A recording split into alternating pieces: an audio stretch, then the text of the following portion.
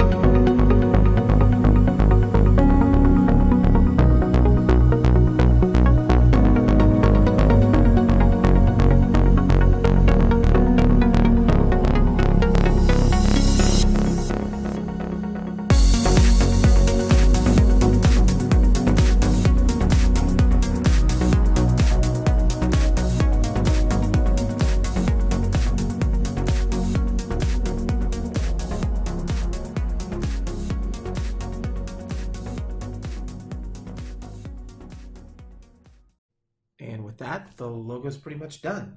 Now all we have to do is export it as an STL and bring it into Cura. In order to insert the proper filament change pauses, you have to slice the part first. Then you can go to preview and check the layer heights at which you need to make the changes. In Cura, the pause at the layer will occur before starting the layer you select. As you can see, I'm going to create 3 pauses for a total of 4 colors in the logo. Also, make sure that you do input some value for timeout. If you don't, the stepper motors will not hold the nozzle in place as you change the filament. I used 1,000 seconds. That was long enough for me.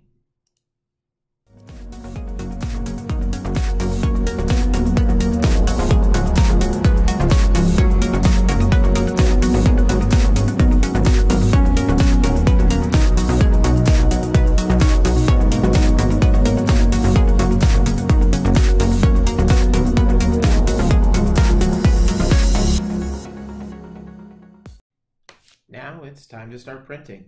The silver filament is already loaded, and I'm going to work on another project nearby so that when I need to, I'm ready to change the filament.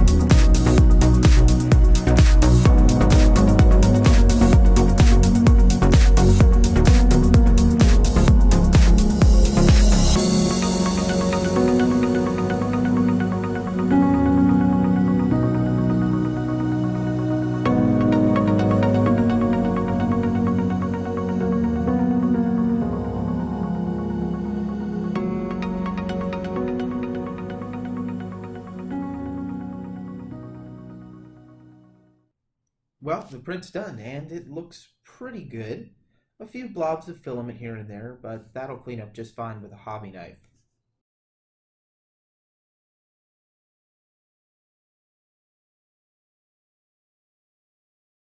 Oh yeah, we actually needed 2.